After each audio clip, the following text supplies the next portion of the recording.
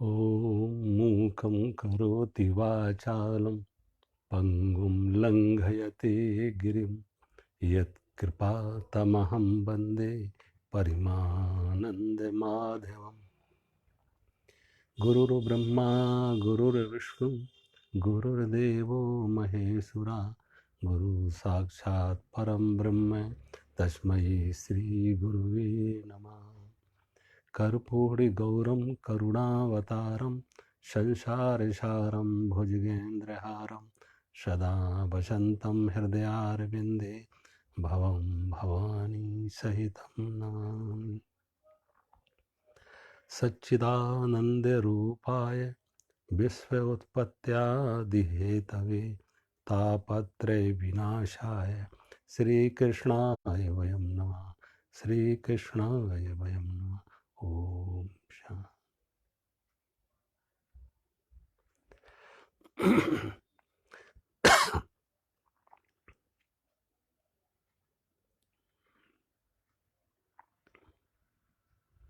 कल भागवत के 5वें स्कंद में जड़ भरत की कथा पर बात कर रहे थे कि किस प्रकार भरत जी वन में जाते, वन में आसक्ति हो जाती हिरण से, तो अगले जन्म में वो हिरण बने, फिर हिरण का जीवन पूरा करके फिर मनुष्य रूप में आते, ब्राह्मण कुल में पैदा होते, यहाँ भी इनका नाम भरत पड़ा, और अपने ज्ञान को छिपा के रखते, और किस तरीके से फिर उनका आत्मज्ञान को वो उपलब्ध हुए, तो प्रसंग हमने सब सुना लिया कल। आज महाराज परीक्षित सुखदेव जी से प्रश्न करते कि किसी व्यक्ति से जाने अनजाने अगर कोई अपराध हो जाए, कोई पाप कर्म हो जाए, तो उसका प्रायश्चित क्या है। क्योंकि महाराज परीक्षित के मन में बार बार ये बात चुभ रही है, पीड़ा दे रही है, एक गिल्ट बनी हुई है, ग्रंथि बनी हुई अपराध की, कि मुझसे अपराध हुआ, मैंने शमीक ऋषि के गले में मरा सर्प डाला, ऋषि का अपमान किया, और ऋषि पुत्र ने मुझे श्राप दे दिया। तो महाराज परीक्षित के मन में एक गिल्ट है, एक पीड़ा है, एक वेदना है, एक अपराध बोध है। अब साधना के मार्ग पर किसी भी तरह की ग्रंथि हो, पुण्य की पाप की, दोनों ही बाधक बनेंगी। जंजीर तो जंजीर होगी, भले वो लोहे की बनी जंजीर हो या सोने की बनी जंजीर हो, दोनों ही जंजीर हैं, दोनों ही बंधन हैं। किसी के सिर पर बोझ रख दो, पत्थर का बोझ रख दो तब भी डुबाएगा, और लोहे का बोझ रख दो, सोने का बोझ रख दो तब भी डुबाएगा, थकाएगा। तो किसी भी तरह से भक्ति के मार्ग पे, समर्पण के मार्ग पे, अध्यात्म का मार्ग पे मन निर्भर हो जाए, मन हल्का हो जाए। मन वही है, वही मन जब इस तरीके से अहंकार ममता से मुक्त हो जाता तो निर्भर हो जाता, हल्का हो जाता, वो तैराने लगता। और वही अहंकार ममता का बोझ आ जाए तो डुबाने का कारण हो जाता। मन तो वही है। तो मुख्य रूप से हमारा मन हमें आगे ले जाए तो अहंकार और ममता के बोझ से मुक्त हो। और दोनों में अहम चाहिए, ध्यान रखना। एक व्यक्ति कहता मैंने बहुत पुण्य किए, तो भी मैं है कि मैंने बहुत पुण्य किए, पुण्य गिना रहा, मैंने ये किया ये किया ये, तो मैं तो है ना, तभी तो उसकी चर्चा हो रही है। और एक आदमी कह रहा मैंने ये पाप किए ये पाप किए, तब भी मैं है। दोनों में मैं रहेगा, अहंकार रहेगा, पाप की का कृत्य हो या पुण्य का कृत्य हो। और धर्म का मार्ग, अध्यात्म का मार्ग है मैं से मुक्त होना, मैं को त्यागना, मैं से बाहर निकलना, मैं नहीं तू। या मैं को व्यापक कर दो तो अहम ब्रह्मास्मि, और मैं को समर्पण कर दो तो मैं नहीं तू, भक्ति का मार्ग। तो सुखदेव ऋषि राजा परीक्षित को अजामिल की कथा सुना रहे। अजामिल नाम का एक डाकू यद्यप ब्राह्मण कुल में पैदा हुआ, लेकिन उसका कर्म बिगड़ गया और वो डाका डालने लगा, लूटपाट करता, वन के मार्ग पर बैठा, दिन भर बैठता, जो वहां से राहगीर पथिक यात्री गुजरते उनको लूटपाट करता, छीन झपट लेता, मारपीट करता। यह उसकी लगभग दैनंदिन क्रिया हो गई। यही एकमात्र उसका गुजारा का कारण साधन, लूटपाट करना। और कहते हैं एक बार उसने एक वैश्या को वन में अर्धनग्न अवस्था में देखा तो उससे उसका मोह हो जाता और उससे वो विवाह रचा लेता।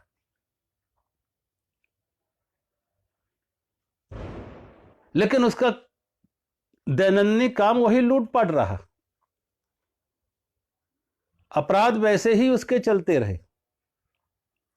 एक दिन कहते हैं कि गांव में कुछ संत आते, उन संतों ने गांव के कुछ बच्चों से ये पूछ बैठे कि इस गांव में कोई ऐसा व्यक्ति है जो संतों की सेवा में रुचि रखता हो, धर्म कर्म में जैसे रुचि हो, भगवान में जिसकी आस्था हो, सेवा में का जिसमें भाव हो। जब ये पूछा तो संयोग से उन बच्चों ने शरारत करके संतों को अजामिल के घर पर भेज दिया। कहा मेरे गांव में तो एक ही भगवत भक्त है, संतों की सेवा करने वाला है, और वो है अजामिल। अजामिल के घर पर पहुंचे संत, और जब अजामिल के घर पर संत पहुंचे, नारायण हरि बोला, आवाज लगाई, भोजन की याचना की, तो अजामिल की पत्नी ने देखा आज भगवान की बड़ी हम पर कृपा है। अन्यथा कभी कोई साधु महात्मा, कभी कोई याचक इस तरफ भी नहीं आता था कि लोग दूर से डर के निकल जाते थे, अजामिल का घर है, दूर से डर के निकल जाते थे। और आज संत मेरे द्वार पर आए और भोजन की याचना कर रहे, निश्चित आज भगवान ने इन्हें भेजा है। ये भगवान की हम पर कृपा है। क्योंकि जब भगवान किसी पर कृपा करते हैं तो क्या करते हैं, पहले संतों को भेजते हैं। रामचरितमानस में ये पीछे प्रसंग आया था कि जब विभीषण से हनुमान की भेंट हुई तो विभीषण ने यही कहा था, विभीषण अब मुझे विश्वास हो गया कि भगवान की हम पर कृपा है। तो विभीषण ने पूछा, हनुमान जी ने पूछा, विभीषण ये निर्णय कैसे लिया कि भगवान की तुम पर कृपा है? कि जब भगवान कृपा करते तो संत मिलाते, जब भगवान कृपा करते हैं तो पहले संतों की मिलाते हैं, भगवान खुद आए उससे पहले संतों को भेजते हैं, और संत आ गए तो अब मुझे विश्वास होगा कि भगवान से भी मेरी भेंट होगी, भगवान से भी मिलन होगा। अब मोए भा भरोसे हनुमंता, अब मोए भा भरोसे हनुमंता, और बिन हरि कृपा मिलई नहीं संता। बिना भगवान की कृपा के संत कहाँ मिलते। और नवदा भक्ति में भगवान राम ने जब सबरी को 9 प्रकार की भक्ति बताई तो उसमें भी यही बताई, पहली भक्ति संतों का संग, और संत मिले तो सत्संग। प्रथम भगति संतन कर संगा, प्रथम भगति संतन कर संगा, और दूसरी रति मम कथा प्रसंगा। तो पहली ही भक्ति का प्रारंभ, भक्ति का प्रथम चरण, पहली सीढ़ी ही संत का मिलन।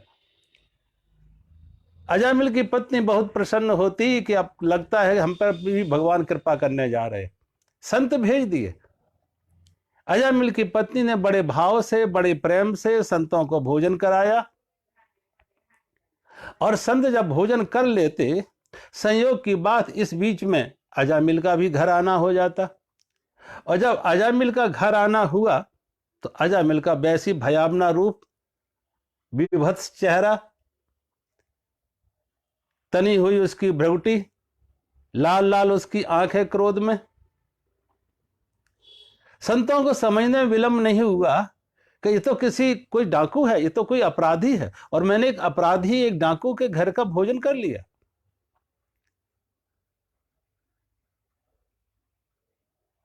अजामिल की पत्नी ने अजामिल से कहा, संतों को प्रणाम करो। जब कहा संतों को प्रणाम करो, तो उसमें उसकी कोई श्रद्धा नहीं थी, कोई भाव नहीं था संतों के प्रति, लेकिन पत्नी की कहने को कैसे टाले। आजकल प्राय हम लोगों को देखते हैं कि सही माने में उनकी गुरु पत्नी ही होती, और इस मार्ग पर उनको पत्नी ही लाती। 100 में 80-90% हमने लोगों को देखा जो सत्संग में आते भी, पहले तो लोग कम आते, प्राय हमारी माताएं बहनें ज्यादा होती हैं, और पुरुष वर्ग आता भी है तो माताओं बहनों की प्रेरणा से, उनके कहने से ही। जब अजामिल की पत्नी ने कहा अजामिल को, बार बार संतों को प्रणाम किया, तो संतों को अजामिल ने प्रणाम किया, नमन किया, वंदन किया। तो संतों ने कहा, देख अजामिल, तेरी पत्नी ने मुझे अन्न का दान किया, भोजन कराया, और तू मुझे दक्षिणा दे। संतों के मन में आया कि जिसका मैंने भोजन किया, जिसका अन्न ग्रहण किया, इसका भी कुछ भला हो, इसका मैं कैसे उद्धार करूं। संतों के मन में भाव उठा कि जिसका मैंने भोजन लिया, अन्न खाया, उसका हम कैसे भला करूं। तो मन में विचार उठा, तो अजामिल को कहा, अजामिल तेरी पत्नी ने अन्न का दान किया और तू मुझे कुछ दक्षिणा दे। जब कहा दक्षिणा दो, तो अजामिल ने कहा, महाराज मुझे संतों में कोई आस्था नहीं है, और मुझे सेवा में भी कोई रुचि नहीं है। ये तो मेरी पत्नी का भाव कि आपको भोजन करा दिया, यही पर्याप्त है। अन्यथा आप मुझे मिले होते वन में, जंगल में, तो जो आपके पास है मैं वो भी छीन लेता। इसलिए कृपया करके मुझसे दक्षिणा की याचना न करो। संत मुस्कुराए। संतों ने कहा, अजामिल, मैं दक्षिणा के रूप में तुझसे कोई धन संपत्ति नहीं चाहते। अजामिल ने कहा, फिर क्या चाहते हैं आप? संतों ने कहा, अजामिल, तेरी पत्नी सगर्भा है, इसके उदर में बालक है, और तुझे पुत्र की प्राप्ति होगी, तू पिता बनने वाला है। जब कहा तुझे पुत्र की प्राप्ति होगी, तू पिता बनने वाला है, तो अजामिल खुश हो जाता। महाराज फिर मांगो, आपको क्या चाहिए? तो कहा, अपने उस होने वाले बालक का नाम तुम नारायण रख देना। अपने होने वाले बालक का नाम नारायण रख देना। अजामिल इस बात से खुश हुआ कि मैं पिता बनने वाला हूं, मुझे पुत्र की प्राप्ति होगी। संतों के कहने से, अरे कुछ ना कुछ नामकरण तो करना ही होता, और अच्छा है संत कह रहे नारायण नाम रख दो, तो संत के कहने से नारायण नाम रख देंगे। इसमें तो कोई हमें शिकायत की बात नहीं है। लेकिन संतों से पूछा अजामिल ने कि अगर मैं अपने पुत्र का नाम नारायण रखें, भला आपको इससे क्या लाभ है? संतों ने कहा, अजामिल, नारायण भगवान का नाम है, और मुझे अच्छा लगेगा कि तेरे घर में तेरी वाणी से भगवान का नाम लिया जाए। और भगवान का नाम कैसे भी लो, भाव से, कुभाव से, कैसे भी, वो मंगलकारी होता। आग पर पैर जानबूझ के रखो तब भी आग जलाती है, अनजान से रख दो तब भी जलाती है।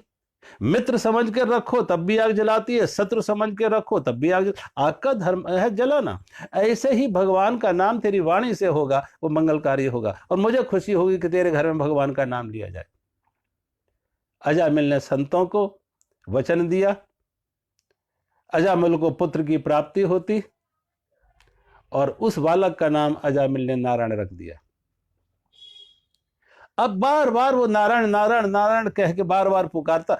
स्वाभाविक है, हर व्यक्ति को कितना ही क्रूर कर्मी हो, हिंसक हो, क्रूर हो, लेकिन फिर भी अपने संतान के प्रति नर्म दिल होता है। हर व्यक्ति क्रूर से क्रूर को देखो, डाकुओं को, अपराधियों को, हत्यारों को, लेकिन अपनी संतान के प्रति नर्म दिल होते। बार बार नारायण नारायण कह के पुकारता। संयोग की बात कहते, एक रात्रि अजामिल सोया हुआ था, और जब अजामिल सोया हुआ था तो अर्धरात्रि को अचानक उसकी आंख खुल जाती, और जब उसकी आंख खुली तो उसने देखा सामने कोई काली काली भयानक छायाएं खड़ी। अजामिल उन्हें देख के डर जाता कि लगता है ये यमदूत मुझे लेने के लिए आए हैं, यमदूत मुझे लेने आए। डर जाता, और डर के भयभीत होके वो नारायण नारायण कह के पुकारता है। कथा आती, न मालूम उसके पुत्र नारायण ने सुना या न सुना। कहते हैं बैकुंठ के नारायण ने सुन लिया। यमदूतों के सामने देवदूत प्रकट हो जाते और देवदूतों ने यमदूतों से कहा कि अभी तो इसकी 12 वर्ष की उम्र और शेष है, इसे 12 वर्ष पहले ही क्यों लेने आ गए। यमदूतों ने कहा चूंकि ये पापी है, अपराधी है, और कोई अपराधी कोई पापी दीर्घायु नहीं होते, लंबी उम्र नहीं जीते। उनके अपराध, उनके पाप ही उनके आयु के नाश का कारण बन जाते हैं। कभी नहीं सुना होगा कोई आतंकवादी, कोई डाकू लंबी उम्र जिए हों, 100 वर्ष जिए हों। उनके अपराध, उनका आतंक, उनके पाप ही उनके आयु के नाश का, उनके आयु के क्षय का कारण बन जाते हैं। चूंकि अपराधी है तो हम इसे 10 साल 12 साल पहले ही लेने आ गए। जब यमदूतों ने कहा चूंकि अपराधी हम इसलिए 12 साल पहले लेने आ गए, तो देवदूतों ने कहा यह अपराधी था, अब अपराधी नहीं। क्यों? कि अभी अभी इसने नारायण नारायण कह के अपने पाप का प्रायश्चित किया, अपने पाप का प्रायश्चित किया, और अब ये पाप मुक्त हो गया। ठीक इसी तरीके के प्रसंग आप देखेंगे रामचरितमानस में। जब भगवान श्री राम ने सुग्रीव से मित्रता करके बाली को छिपके बाण मारा, बाली घायल होकर युद्ध के मैदान में गिर जाता, तो भगवान बाली के सामने आते, और जब भगवान बाली के सामने आते तो बाली ने शिकायत की। बाली ने कहा मुझे मालूम है आप भगवान हैं, लेकिन भगवान का अवतार होता है धर्म की रक्षा के लिए, अधर्म मिटाने के लिए, और आप अगर भगवान ही अधर्म करे तो धर्म की रक्षा किससे होगी। बाढ़ लगाई जाती है खेत की रक्षा के लिए, बाढ़ ही खेत को खाने लगे तो खेत की रक्षा कैसे होगी। बाली ने शिकायत की भगवान से, धर्म हेतु अवतरहु गुसाई, धर्म हेतु अवतरहु गुसाई, और मारहु मोह व्याधि की नाई। शिकायत की कि आप तो धर्म के लिए आपका अवतार हुआ, आप अधर्म कर रहे। तो भगवान ने पूछा कि बाली क्या है मेरा धर्म। तो उसने कहा देखो मैं और मेरा छोटा भाई सुग्रीव, हम दोनों भाई भाई हैं, और स्वाभाविक है कि जो निकट के संबंध होते हैं तो कभी मनमुटाव भी होता है, कभी टकराव भी होता है, एक साथ के बर्तन कभी खटक भी जाते। फिर आप भला बताएंगे कि मैंने आपका क्या बिगाड़ा था जो आपने छिपके मुझे बाण मारा। युद्ध करना था तो सामने आते थे। क्या आप बताएंगे मेरा क्या अपराध था जो आपने मुझे छिपके बाण मारा। मैं बैरी सुग्रीव प्यारा, मैं बैरी सुग्रीव प्यारा, और कारण कौन नाथ मुझे मारा। क्या कारण बताएंगे कि मुझे मारने का कोई कारण, मेरा कोई अपराध। तो भगवान राम ने कहा देखो बाली, ये तो हर जीव की सामान्य स्थिति है। हर जीव का मन ऐसा ही होता है। हर व्यक्ति जीवन में पाप पुण्य दोनों होते हैं मिश्रा, लेकिन हर व्यक्ति अपने पापों पे पर्दा डालता है, पुण्यों की चर्चा करता। आज तक किसी ने लगाया होगा कि हमने ये पाप किए उसका बोर्ड लगा दो, पत्थर लगवाओ, लेकिन पुण्य क्या क्या किए उसके कागजों पे छपवाएगा, बोर्ड लगवाएगा, ये हमने पुण्य किए। तो अब तुम कितना ही छिपा लो, लेकिन परमात्मा से छिपाने का कोई उपाय तो नहीं। सारी दुनिया की नजर बचा के भी अगर जमीन में तुमने बमूल का बीज बोया है, कीकर का बीज बोया है, तो कुदरत से भूल नहीं होती। जब फल आएंगे तो कीकर ही आएंगे, कांटे ही आएंगे। ऐसे ही यद्यप स्वयं को तुम्हें भी मालूम है और परमात्मा से भी छिपाने का कोई उपाय नहीं, फिर भी तुम पूछ रहे मेरा अपराध क्या है, कारण कौन है नाथ मुझे मारा, के कारण पूछ रहे। तो भगवान ने कहा सुनो, मूढ़ तो है अतिशय अभिमाना, मूढ़ तो है अतिशय अभिमाना, और नार सिखावस धर से न काना, मम भुज बल आश्रित जिय जानी, मम भुज बल आश्रित जिय जानी, और मारा चह से अधम अभिमानी। एक कारण बताया कि अरे मूढ़, अरे मूर्ख बाली, तुझे इतना अभिमान है कि अभिमानवश तूने अपनी पत्नी तारा का कहना भी नहीं माना कि जब तारा ने, तेरी पत्नी तारा ने तुझे समझाया था कि तुम सुग्रीव के साथ युद्ध न करो, सुग्रीव ने जिससे मित्रता की है और सुग्रीव को जिन्होंने रक्षा का वचन दिया वो साक्षात नारायण है, और मैं जिसकी रक्षा करना चाहता उसे तू मिटाना चाहता। तेरा अभिमान ही तेरा दया धर्म का मूल है, पाप मूल अभिमान। सारे पापों का मूल जो है, अपराधों का मूल क्या है? अभिमान, और वो अभिमानी तू है। और आगे और सुनो, अनुज बधु भगनी सुत नारी, अनुज बधु भगनी सुत नारी, सुनु सट कन्या समय चारी, इन्हें कुदृष्ट बिलो कह जोई, इन्हें कुदृष्ट बिलो कह जोई, ताय बधय कछु पाप न होई। भगवान ने अगला पाप भी बताया, अगला अपराध भी बताया। क्या? अनुज वधु भगनी सुत नारी, छोटे भाई की पत्नी, पुत्र वधु, बहन और कन्या, ये 4 कन्यावत होती हैं। जो इन पर कुदृष्टि डाले उसका भी वध योग अपराध। और सुग्रीव, बाली, तूने अपने छोटे भाई अनुज वधु, अपने छोटे भाई सुग्रीव को तूने मार पीट के भगा दिया, उस सुग्रीव को अपनी पत्नी बना के रखा, ये तेरा और वध योग अपराध है। जब भगवान बाली के अपराध गिनाने लगे एक एक करके, तो बाली मुस्कुराया। बाली ने कहा, देखो राम, तुमसे कुछ छिपा तो है नहीं और छिपाने का कोई उपाय भी नहीं है, लेकिन फिर भी मैं ये कहेंगे राम, तुम्हें व्याकरण का ज्ञान नहीं है। तुमने गुरु वशिष्ठ के पास शास्त्र पढ़े होंगे, लेकिन मुझे जहां तक लगता कि आपको व्याकरण का ठीक से अध्ययन नहीं किया। क्यों? आप पास्ट टेंस को प्रेजेंट टेंस में कह रहे हो, आप भूतकाल को वर्तमान काल में कह रहे हो। राम, तुम कह रहे हो मैं पापी हूं, मैं पापी हूं नहीं, मैं पापी था। सूर्य निकल आया हो, और जब सूर्य उदय हो गया हो, सूर्य निकल आया हो, और सूर्य कहे कि अंधेरा है, तो जहां सूर्य होगा वहां अंधेरा कैसे होगा? जहां साक्षात सूर्यवंश के सूर्य, जहां साक्षात सूर्यवंश के सूर्य भगवान श्री राम प्रकट हो, वहां अब भी पापों का अंधेरा। तो सुनहु राम स्वामी सने, सुनहु राम स्वामी सने, चले न चातुरी मोर, और प्रभु अजहू मैं पापी, अंत काल गति तोर। कहा, प्रभु अजहू में अब भी मैं पापी हूं, जब आप सामने सन्मुख प्रकट है और आपका दिया हुआ वचन है। क्या वचन आपने दिया है?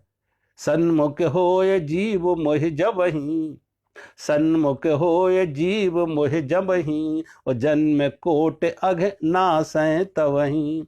आपका दिया हुआ वचन है कि जब जीव भगवान के सामने आ जाता, सन्मुख आ जाता परमात्मा के, भगवान के, तो एक जन्म नहीं, करोड़ों जन्मों के पापों से मुक्त हो जाता, करोड़ों जन्मों के पापों से मुक्त हो जाता। किसी गुफा में, कंदरा में, किसी मकान में कितना ही पुराना अंधेरा हो, करोड़ों वर्ष पुराना अंधेरा हो, लेकिन वो अंधेरा कब तक रहेगा? जब तक दिया नहीं जलाया। दिया जलाया तो अंधेरा गया। अंधेरा ये नहीं कहेगा 100 साल पूर्व से मेरा कब्जा है, या 100 साल से मैं अंधेरा रह रहा है, या ना। अंधेरे की कोई सत्ता नहीं है, अंधेरा है प्रकाश का अभाव। ऐसे ही पाप की कोई सत्ता नहीं है, पाप है नाम का अभाव। जब ही नाम हृदय धरो, जब ही नाम हृदय धरो, भयो पाप को नाश, और मानो चिनगी आग की पड़ी पुरानी घास। कहते पाप की कोई सत्ता नहीं है, पाप है नाम का अभाव। पाप का अंधेरा तभी तक रहेगा जब तक नाम का दिया नहीं जला। नाम का दिया जला तो पाप गया। जब ही नाम हृदय धरो, भयो पाप को नाश, मानो चिनगी आग की पड़ी पुरानी घास। जैसे कोई घास का, सूखे घास का एक ढेर लगा हो, एक चिंगारी भी उसे राख में बदल देगी। और फिर भगवान का नाम कैसे भी लो। तुलसी अपने राम को, तुलसी अपने राम को, रीज भजो चाहे खीज, उल्टो सूधो जाम है, खेत परे को बीज। कहते हैं भगवान का नाम कैसे भी लो, उल्टा सीधा कैसे भी लो। ऐसे ही जैसे जब खेत में आप बीज बोते हैं तो ये नहीं देखते हैं कि उल्टा बीज है या सीधा बीज है, बीजते हैं। और जब जीवन में बोते हैं बीजते हैं तो अंकुरित होता है, फसल आती है। तो तुलसी अपने राम को रीझ भजो चाहे खीज, उल्टो सूदो जाम है खेत परे को बीज।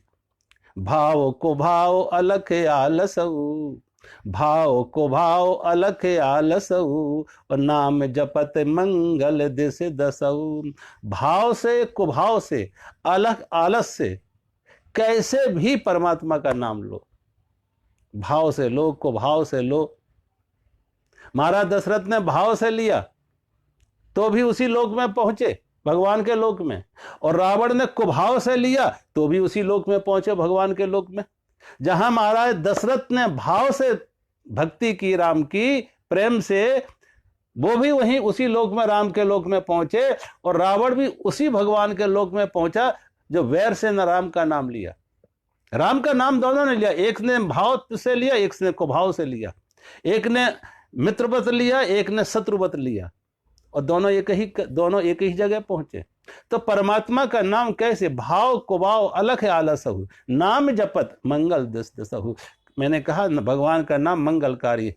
एक बच्चा बीमार है और बच्चा स्वेच्छा से दवा ना खाए तो माँ क्या करती है, थोड़ा हाथ पकड़ के जबरदस्ती उसका मुंह खोल के मुंह में डाल देती।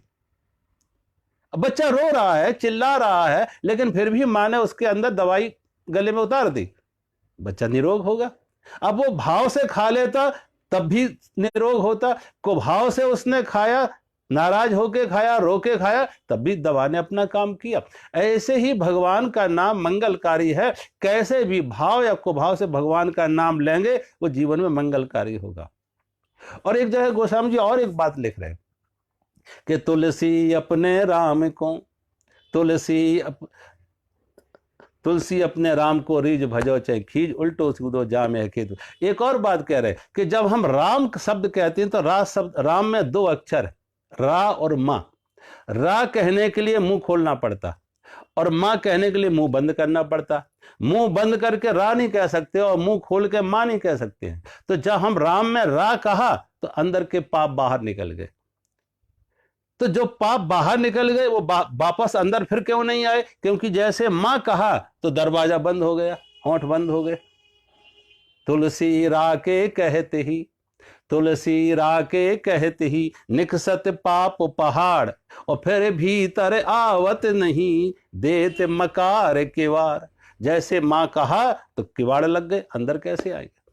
तो भगवान का नाम मंगलकारी है। तो बाली कह रहा प्रभु अजहूं मैं पापी, अब भी मैं पापी हूं जब आप सामने हो। भगवान राम ने कहा नहीं, अब तू पापी नहीं है, तूने प्रायश्चित कर लिया। गोस्वामी जी ने एक जगह और लिखा, पुराने समय की बात, जब आज की तरह बिजली नहीं आई थी तो लोग केरोसिन के लैंप जलाते थे, और जब लैंप जलाते थे तो क्या करते थे, अब इतना केरोसिन भी नहीं उपलब्ध होता था कि घर में हर कमरे में अलग अलग दिया जलाया जाए, तो एक ही दिया को हर जगह लेके जाते थे। तो कभी कभी क्या करते थे कि घर के बाहर भी उजाला रहे और घर के अंदर भी उजाला रहे, तो दरवाजे की दहली पर बीच में रख देते थे दिया। तो गोस्वामी जी लिख रहे हैं कि राम नाम का दिया जवान पर रख लो, वाणी पर रख लो, अंदर भी रोशनी होगी, बाहर भी रोशनी होगी। राम नाम मणि दीप धर, राम नाम मणि दीप धर, जी है दे हरि द्वार, और तुलसी भीतर बाहरो तो जो चाहे उजियार। गोस्वामी जी कहते हैं वाणी पर रखोगे, अंदर भी, भीतर और बाहर दोनों तरफ से प्रकाश मिलेगा।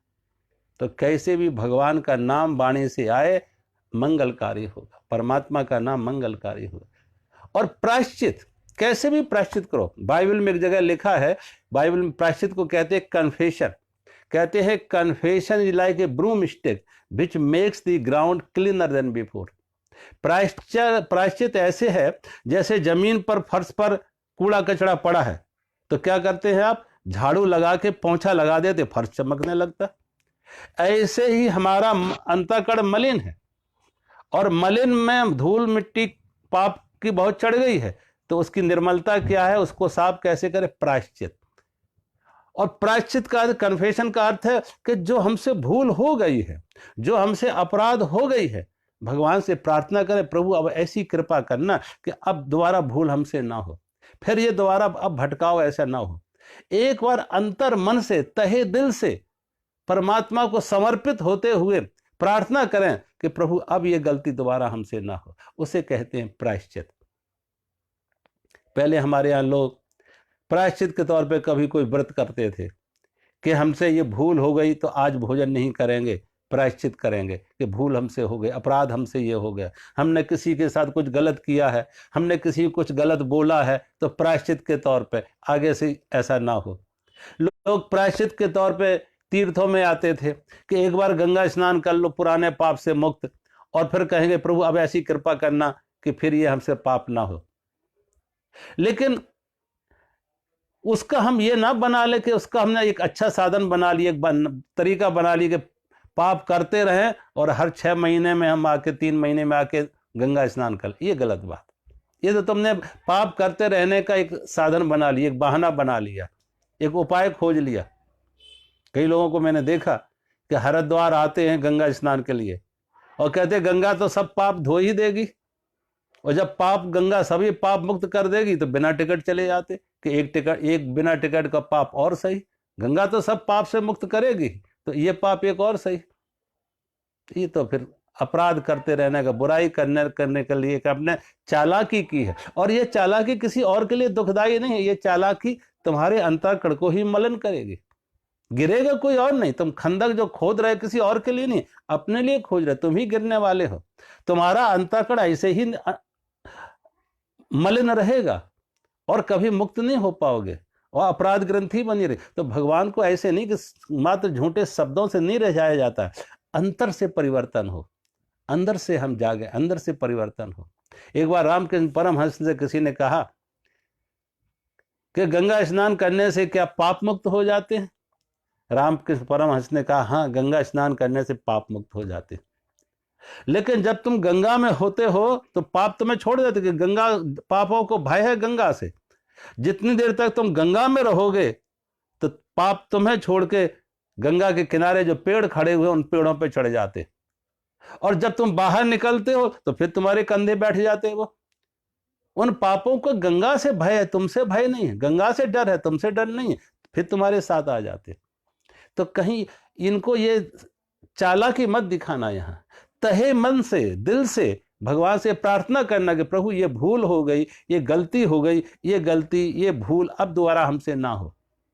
और अगर ऐसा प्रायश्चित कर लो तो मन में संकल्प मजबूत होगा और निश्चित रूप से वो बुराई दोबारा नहीं होगी, हमारा अंतःकरण निर्मल हो जाता है।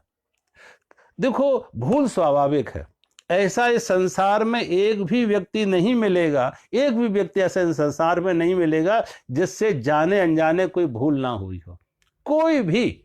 यहां तक जिन्हें हम भगवान कहते हैं, जिन्हें हम राम कहते हैं, कृष्ण कहते हैं, जाने अनजाने, अब देखो उनसे भी बहुत सारी भूलें हुई हैं। ये संसार तो एक काजल की कोठरी है कि आप कितने ही सयाने बन के निकले, कितने ही होशियारी से निकले, कहीं ना कहीं कोई कालमा छू जाएगी, कोई ना कोई कालमा, कोई ना कोई दाग लग जाएगा।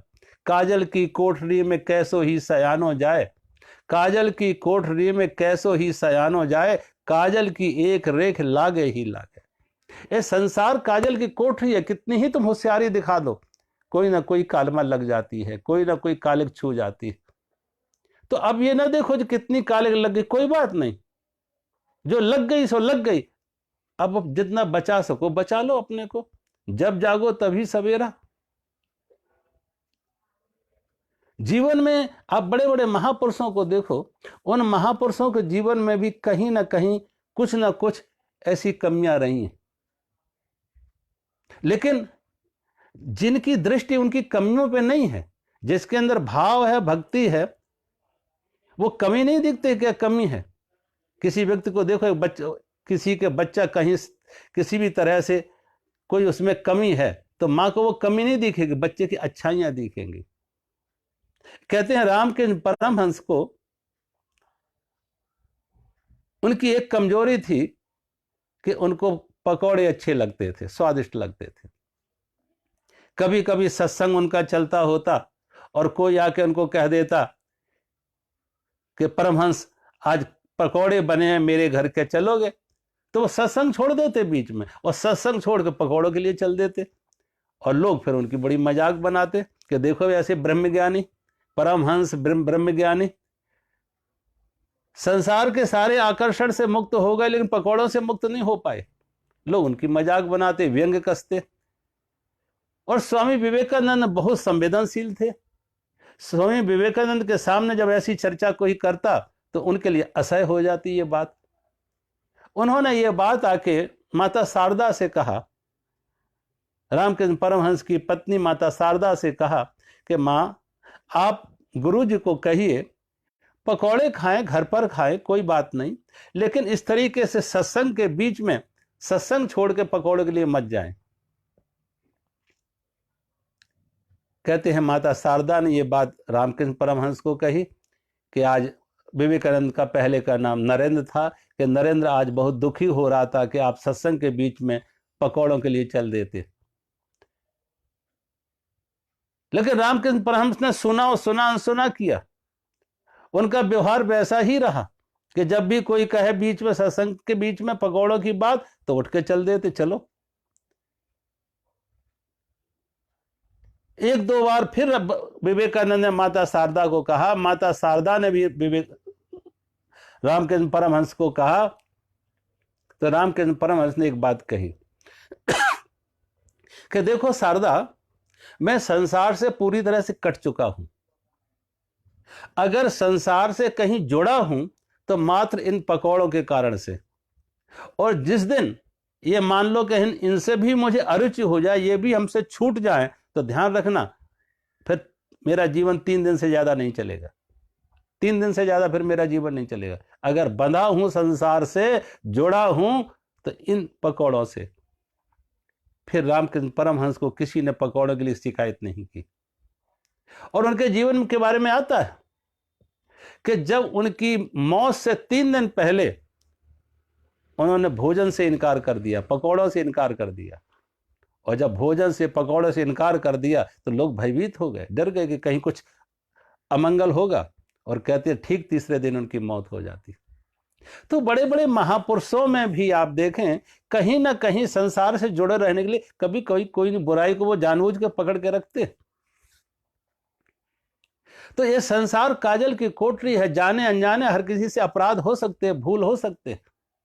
लेकिन भूल हो जाए, भूल हो जाना बड़ी बात नहीं है। भूल हो जाए लेकिन भगवान से प्रार्थना करो, तहे दिल से प्रायश्चित करो, अपने भूल को भूल मानो, अपनी गलती को गलती मानो, अपने अपराध को अपराध मानो। अगर अपने अपराध को हम स्वीकार कर ले कि ये अपराध है, ये भूल है, ये गलत है, तो समझ लो कि वो व्यक्ति लंबे समय तक वो बुराई को दोहराएगा नहीं, उस गलती को दोहराएगा नहीं।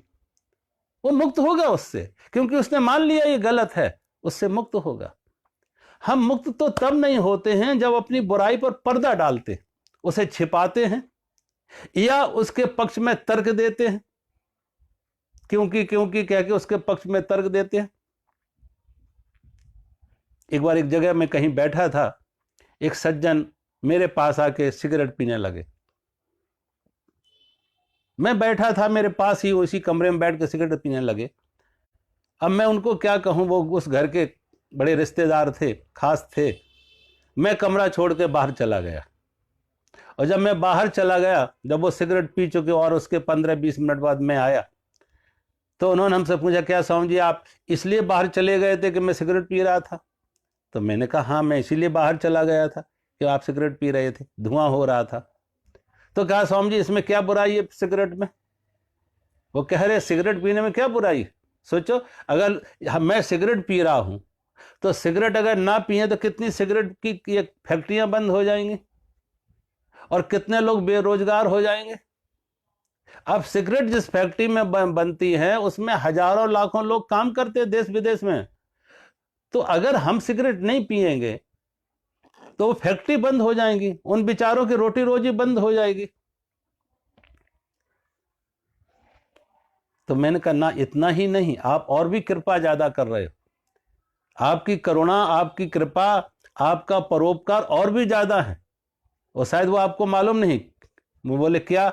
मैंने कहा आप सिगरेट पियोगे, आपको अस्थमा का रोग होगा, आपको और 4 रोग आ जाएंगे, और जब आप रोगी होंगे तो अस्पताल में जाएंगे, तो उन अस्पताल वालों को भी तो काम मिलेगा, डॉक्टरों को काम मिलेगा, नर्सों को काम मिलेगा, और जो दवाइयां आपको खाएंगे वो दवाइयों की फैक्ट्रियों में भी लोग काम कर रहे हैं, उन फैक्ट्री वालों को भी, दवाई की फैक्ट्री वाले भी चलेंगे आपके सिगरेट से। ऐसे व्यक्ति जो इस तरीके से तर्क दे, अनावश्यक तर्क दे, कुतर्क करे, तो समझो वो जल्दी मुक्त होने वाला नहीं। वो तर्क नहीं कर रहा, कुतर्क कर रहा, अपने अपराध की, अपने भूल के पक्ष में तर्क दे रहा, फिर समझो वो छोड़ने वाला नहीं। अपने अपराध को अपराध की तरह स्वीकार कर लो, कोई बात नहीं, भूल हुई है, कहते नहीं एक टू अर इज ह्यूमन, भूल होना एक मानवीय सहज स्वभाव है, भूल हो जाना मानवीय स्वभाव है, हो जाती है, हर किसी से होती है, लेकिन अपने भूल को स्वीकार कर लो, और स्वीकार कर लो, अंदर से अपने अंदर एक संकल्प मजबूत करो, और परमात्मा से प्रार्थना करो कि प्रभु मेरा संकल्प और आपकी कृपा कि मुझे इस बुराई से, इस पाप से हम मुक्त हो जाऊं। और वो दिन दूर नहीं होगा कि जब आप मुक्त हो सकते हैं। तो यहां पे बार बार देवदूत, यमदूतों को देवदूत कह रहे हैं कि अब ये पापी नहीं रहा है, अभी अभी इतने नारायण नारायण कह के अपने पाप का प्रायश्चित किया, अब ये पापी नहीं रहा है। और कहते हैं देवदूतों के कहने से यमदूत लौट जाते और अजामिल को और 12 वर्ष का समय मिल जाता, और इन 12 वर्षों में अजामिल का जीवन बदल जाता। अजामिल शब्द का अर्थ है कि अज का अर्थ है माया में फंसा जीव, और अब अज शब्द का दूसरा अर्थ है अज माने ब्रह्म, ब्रह्म को पाया जीव, ब्रह्म ज्ञानी। अब उसका अर्थ बदल गया। हमारे जीवन में भी ऐसी बुराइयां हो सकती हैं, लेकिन उनसे हम बाहर कैसे निकले। और आप देखें बड़े बड़े महापुरुषों को, स्वामी भगवान बुद्ध के समय में अंगुलीमाल नाम का डाकू, उसने तो प्रतिज्ञा कर रखी है कि 1000 लोगों की हत्याएं करेंगे। अब जिसकी भी अंगुली काटता, उसकी छोटी अंगुली काट के एक धागे में पिरो के माला बना ली उसने, और अंगुलियों की माला पहने, इसलिए नाम पड़ गया अंगुलीमाल। ऐसे वो लगभग गिनती भी करता रहता, कितनी कम रह गई 1000 में, 999 लोगों की हत्या कर दी, एक की कमी। दिन में एक बार उसकी मां उसके लिए भोजन लेके आती थी। अब उसने अपनी मां से कहा, मां मेरे मन पर इतनी क्रूरता है, इतना वैर है, हिंसा है कि मुझे अपने पराये का भी कोई बोध नहीं है, कोई ज्ञान नहीं है, हो सकता है इस माला को पूरा करने के लिए मैं तेरी ही हत्या कर दे, इसलिए कृपया करके कल से तू मत आना। मां को जब इनकार किया तो मां भी डर जाती, और मां ने जाना बंद कर दिया। वर्षों वर्षों तक वो मार्ग सुनसान रहा, कोई भी उस मार्ग पर नहीं निकला कि खूंखार डाकू अंगुलीमाल रहता है। राजा ने अपने सिपाही बैठा दिए कि इस मार्ग पर कोई आगे ना जाए, खूंखार डाकू अंगुलीमाल रहता है। एक दिन भगवान बुद्ध अपने भिक्षुओं के साथ भ्रमण को निकले, संयोग की बात वो उसी मार्ग की तरफ बढ़ गए जिस मार्ग पर अंगुलीमाल रहता था। बौद्ध भिक्षुओं ने रोका, महाराज गुरुजी इस मार्ग पर अंगुलीमाल डाकू रहता है, कृपया करके आप मत जाइए। भगवान बुद्ध ने उनकी बात सुनी, अनसुनी की, कहा वो बहुत दुखी है, मुझे उससे मिलने जाना है। आगे बढ़े, राजा के सिपाहियों ने रोका, महाराज इस खूंखार डाकू अंगुलीमाल रहता है, कृपया करके आप मत जाइए इधर। भगवान बुद्ध ने उन्हें भी कहा वो बहुत दुखी है, मुझे उसके पास जाना है। उन्होंने कहा महाराज वो दुखी तो है, लेकिन वो आपको दुखी कर देगा, कृपया कर मत जाइए। लेकिन भगवान ने उनकी बात ना सुनी, और उस मार्ग पर बढ़ते जाते। दूर से अंगुलीमाल एक चोटी पर बैठा, एक टीले पर बैठा, और दूर से देखा लगता कोई आ रहा है, और ना मालूम किस ना समझ की मौत मेरे पास लेके आ रही। दूर से ही चिल्लाया, लौट जाओ अन्यथा मेरे हाथों मारे जाओगे। दूर से ही चिल्लाया, लौट जाओ अन्यथा मेरे हाथों मारे जाओगे। भगवान बुद्ध ने उसकी बात भी सुनी अनसुनी की, आगे बढ़ते जाते। और जब इतने नजदीक आ गए, फिर उसने चिल्ला के कहा लौट जाओ अन्यथा मेरे हाथों मारे जाओगे। तो भगवान बुद्ध ने कहा अंगुलीमाल, ये तो समय बताएगा कौन किसके हाथों मरता है। जब कहा समय बताएगा कौन किसके हाथों मरता है, तो अंगुलीमाल बहुत खिलखिला के हंसा कि देखो ये व्यक्ति जिसे देखकर, इसकी चाल ढाल से, जिसके रहन सहन से ऐसा लग रहा है कि कितनी करुणा है, कितना प्रेम है। इसने जाने अनजाने किसी छोटे से जीव को भी कोई नुकसान, क्षति नहीं पहुंचाई होगी, और मुझे चुनौती दे रहा है कि समय बताएगा कौन किसको मारेगा। खूब हंसा। और इस बीच भगवान बुद्ध अंगुलीमाल के निकट आ जाते। जब अंगुलीमाल के निकट आ जाते तो अंगुलीमाल ने अपने म्यान से तलवार निकाली, सामने तलवार लिए अंगुलीमाल खड़ा भगवान बुद्ध के, और भगवान बुद्ध ने कहा देख अंगुलीमाल, अब तू मुझे मारने जा रहा है। तो मरते हुए व्यक्ति की भी कोई अंतिम इच्छा पूरी करते हैं क्या? अंगुलीमाल तू मेरी अंतिम इच्छा पूरी नहीं करेगा? अंगुलीमाल ने पूछा बताओ क्या तुम्हारी अंतिम इच्छा है? भगवान बुद्ध जिस वृक्ष के नीचे खड़े थे, उस वृक्ष की एक डाल, कहा देखो कितनी सुंदर ये डाल फूलों से भरी हुई, क्या मुझे तू ये डाल दे सकता है? उसने तलवार के एक झटके से वो डाल काटी, बुद्ध की तरफ बढ़ाई। जैसे भगवान बुद्ध की तरफ बढ़ाई, भगवान बुद्ध ने कहा अंगुलीमाल आधी इच्छा पूरी हुई है, आधी और रह गई है, क्या उसे भी पूरी कर दे? जब कहा उसे भी पूरी कर दो जो आधी रह गई है, तो अंगुलीमाल ने पूछा बताओ वो आधी क्या रह गई है? कहा इस डाल को फिर उस वृक्ष के साथ जोड़ दो, इस डाल को फिर वृक्ष के साथ जोड़ दो। अंगुलीमाल ने कहा यह कैसे होगा? जो डाल एक बार कट गई उसको वृक्ष से जोड़ने का कोई उपाय नहीं। भगवान बुद्ध के हृदय से शब्द निकले अंगुलीमाल, जैसे तू जीवन नहीं दे सकता उसे मौत देने का तेरा क्या अधिकार? जैसे तू जोड़ नहीं सकता उसे काटने का तेरा क्या अधिकार है? और जैसे तू जीवन नहीं दे सकता उसको मारने का तेरा क्या अधिकार है? भगवान बुद्ध के ये शब्द अंगुलीमाल के हृदय में तीर की तरह चुभ जाते। अंदर एक अंतर्द्वंद खड़ा हो गया, अंतर उद्घोष खड़ा हो गया। बार बार उसके अंदर में ये शब्द गूंजने लगे, अंगुलीमाल तुम जिसे जीवन नहीं दे सकता उसे मौत देने का तेरा क्या अधिकार? जैसे तुम जीवन नहीं दे सकता उसे मारने का तेरा क्या अधिकार?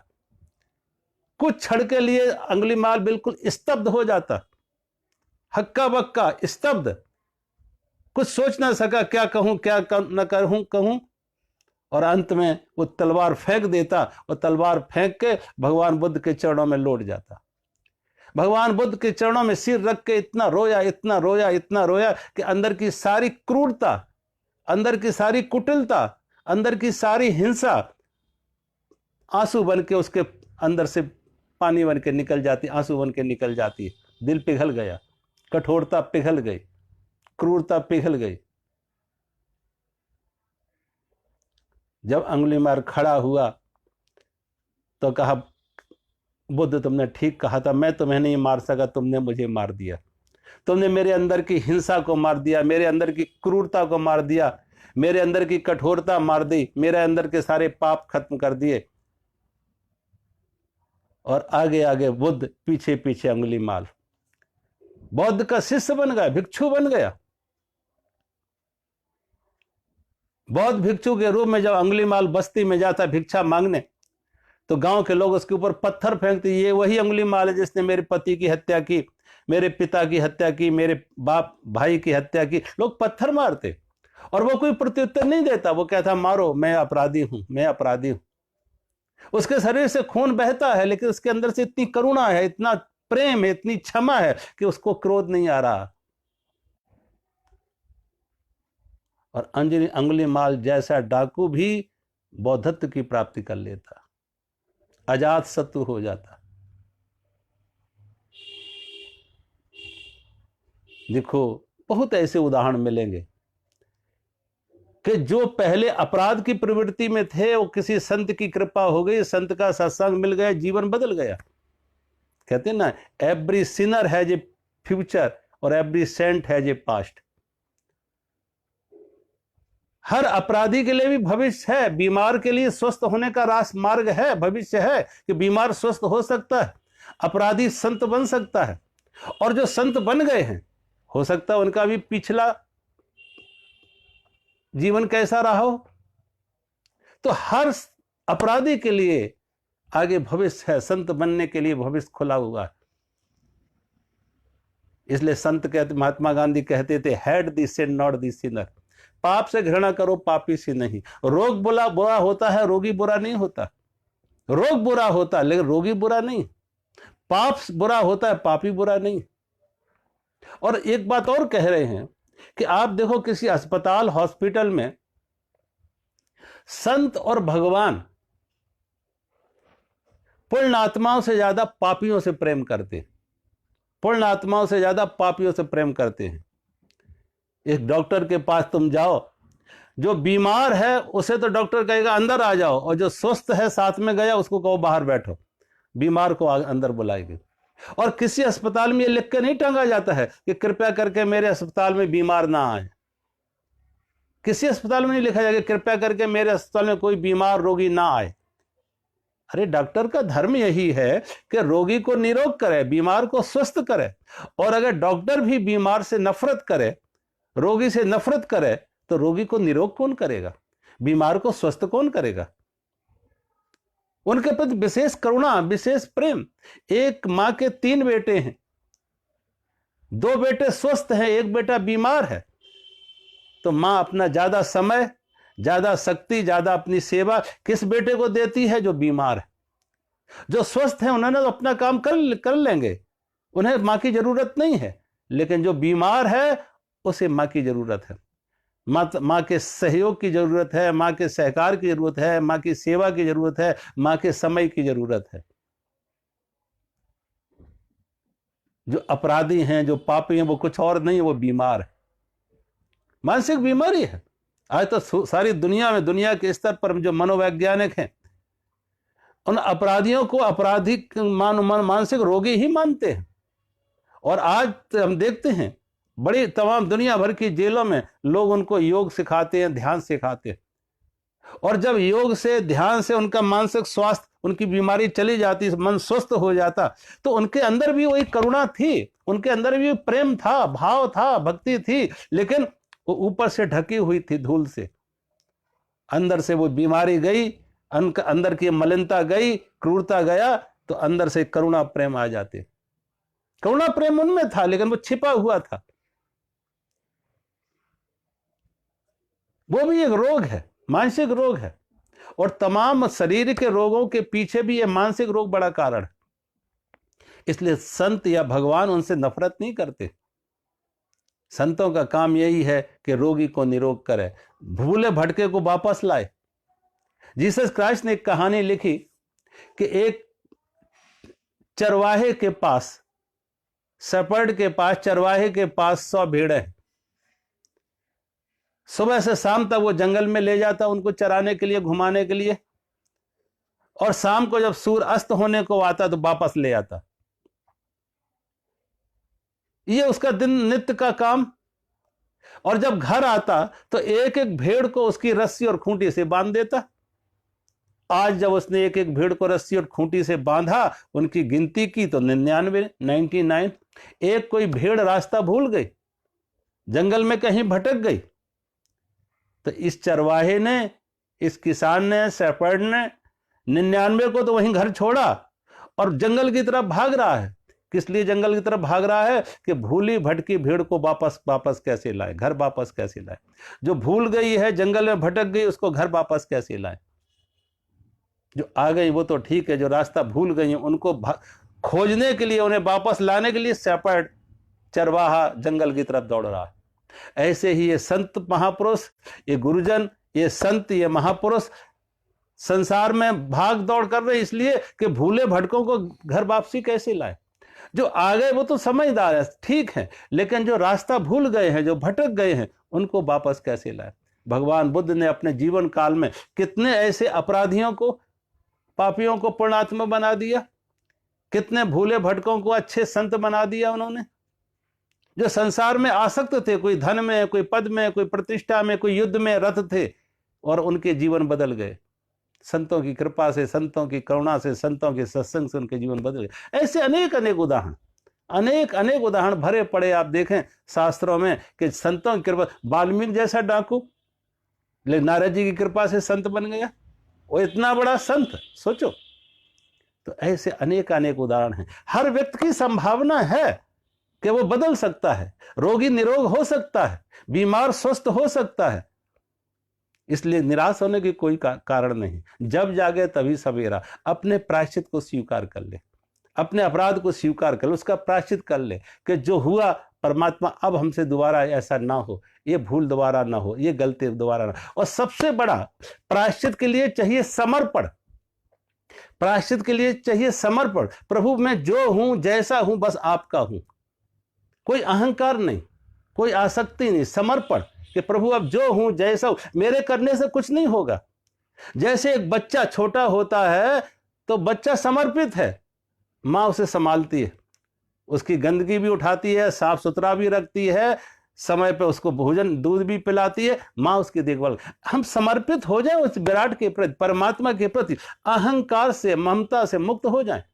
समर्पण तो ऐसा आए। और मैं कहेंगे कि जीवन में समर्पण सबसे बड़ी साधना है। देखने में सरल जरूर लगती है कि सबसे बड़ी, क्योंकि समर्पण के लिए अहंकार मुक्त होना पड़ेगा पूरी तरह से। अहंकार रख के समर्पण नहीं हो सकता। इसलिए तो कबीर ने कहा, जब मैं था तब गुरु नहीं, अब गुरु है मैं नहीं। जब मैं था तब गुरु नहीं, अब गुरु है मैं नहीं। प्रेम गली अति साकरी, जा मैं तो दो न समय। ऐसा समर्पण आ जाए कि अब जब मैं ना रहे, मैं से हम मुक्त हो जाए। और जितना मैं से मुक्त हो जाते, वो कहते हैं कोई एक नाविक, एक मल्लाह केवट नाव चलाता है, और नाव चलाता बेचारा फकीर था, वो भी साधु फकीर, अपनी जीविकोपार्जन के लिए नाव का धंधा करता, नाव चलाता, सुबह से शाम तक जो कमा लेता खर्च कर लेता, शाम को दूसरे दिन फिर कमा लेता। ये उसका जीविकोपार्जन का एकमात्र साधन। कहते हैं गांव का एक बड़ा पंडित आके, प्रकांड पंडित आके उसकी नाव पर बैठ जाता। नाव पर आके बैठा तो नाव चलाने लगा केवट। नाव लगभग बीच तक आती तो वो पूछने लगा, पंडित ने शुरुआत की अपनी पंडिताई, और पंडित ने पूछा ना उस मल्लाह से, नाविक से, क्या तुम्हें संस्कृत पढ़ी है? उसने कहा ना, बिल्कुल नहीं पढ़ी है। कहा तुमने अगर संस्कृत नहीं पढ़ी तो शास्त्र कैसे पढ़ोगे? और शास्त्र का ज्ञान नहीं होगा तो परमात्मा की प्राप्ति कैसे होगी, आत्मज्ञान कैसे होगा? क्योंकि पंडित का तो समझ यही है कि बिना संस्कृत के परमात्मा मिलता नहीं। उन्हें नहीं मालूम कि बिना पढ़ी लिखी मीरा पा जाती है, बिना रविदास पा जाता, कबीर भी पा जाता, जिन्हें संस्कृत नहीं आती थी। लेकिन पंडित का तो पांडित भाषा से आगे नहीं बढ़ेगा, शास्त्र से आगे नहीं बढ़ेगा। उसने कहा मुझे बिल्कुल नहीं आती संस्कृत। पंडित ने कहा, तेरा 1/4 जीवन बेकार चला गया, 1/4 जीवन बेकार चला गया। थोड़ा और आगे बढ़ा पंडित तो पंडित, उसने फिर पूछ बैठा कि कहीं तुमने गणित पढ़ा है? उसने कहा बिल्कुल नहीं सीखा है, गणित की हमें कहाँ जरूरत है। सुबह से शाम तक जो कमाया, शाम को खर्च कर लिया, दूसरे दिन फिर कमा लिया। किसी ने दे दिया तो ठीक, किसी ने ना दिया वो भी ठीक, कोई लिखा पढ़ी नहीं, फिर गणित की कहाँ जरूरत है। उसने कहा तुम व्यापार करते हो, छोटा या बड़ा, गणित जरूरी है। और गणित नहीं सीखा है तो तुम्हारा और 25% 4 आने जीवन और बेकार गया, 25% जीवन और बेकार गया। थोड़ा और आगे बढ़ा, फिर उसने पूछा तुमने जरा नक्षत्र का ज्ञान है, ज्योतिष का ज्ञान है, मौसम कब बदलते हैं, ऋतुओं कैसे बदलती हैं, कब अनावृष्टि कब अतिवृष्टि? उसने कहा मुझे नहीं मालूम। कहा तुम नदी में रहते हो और जीविकोपार्जन नदी से होती है, तुम्हें नहीं मालूम तुम मौसम कैसे बदलते हैं? और अगर ये ज्ञान नहीं है तुमने और 1/4 जीवन बेकार कर दिया। जब उसका ये बात चल ही रही थी, इसी बीच में नाव लगभग नदी के बीच तक आ गई और हवा का एक ऐसा झोंका आया कि नाव डगमगाई। और जब नाव डगमगाई तो पंडित घबराया। जब पंडित घबराया तो मल्लाह ने धीरे से पूछा, पंडित जी तैरना आता है? पंडित ने कहा तैरना तो नहीं आता। तो कहा तुम्हारा सारा जीवन बेकार गया, 16 आना जीवन गया, 100% जीवन बेकार गया, ये नाव तो डूबेगी। और मल्लाह ने छलांग लगा के किनारे लग गया, नाव डूब गई, पंडित भी डूब गया। तुमने सब कुछ सीखा, पांडित्य खूब सीखा, गणित खूब सीखा, व्याकरण खूब रटा, लेकिन तुमने समर्पण नहीं सीखा। अगर समर्पण सीखा होता, अहंकार से मुक्त हुए होते तो जीवन कुछ और होता, जीवन की सुगंधी कुछ और होती, जीवन का संगीत कुछ और होता, जीवन का सारा ढांचा ही बदल जाता। लेकिन दुर्भाग्य से हम शास्त्रों पर अटक गए, भाषाओं पर अटक गए, दिमाग से दिल तक गए नहीं। भाव होगा, समर्पण होगा, दिल से होगा, भाव से होगा। बुद्धि से कभी समर्पण नहीं होगा, भाव से होता है, प्रेम से होता है, और प्रेम का समर्पण ही समर्पण है, भाव का समर्पण ही समर्पण है। तो जीवन में समर्पण का भाव आ जाए और परमात्मा से प्रार्थना कर, प्रभु जो गलती होगी अब दोबारा नहीं। तो अजामिल जैसा डाकू भी, और 12 वर्ष का समय उसे मिल गया। यमदूत लौट जाते हैं, देवदूतों के कहने से 12 वर्ष का समय मिला। इन 12 वर्षों में उसका जीवन पूरी तरह से परिवर्तन हो गया। जो एक डाकू था वो बहुत बड़ा संत बन गया, आत्मज्ञानी बन गया, ऋषि बन गया। आज कथा को हम यहीं विराम देते हैं, कल कथा का अगला प्रसंग लेंगे। हरि ओम।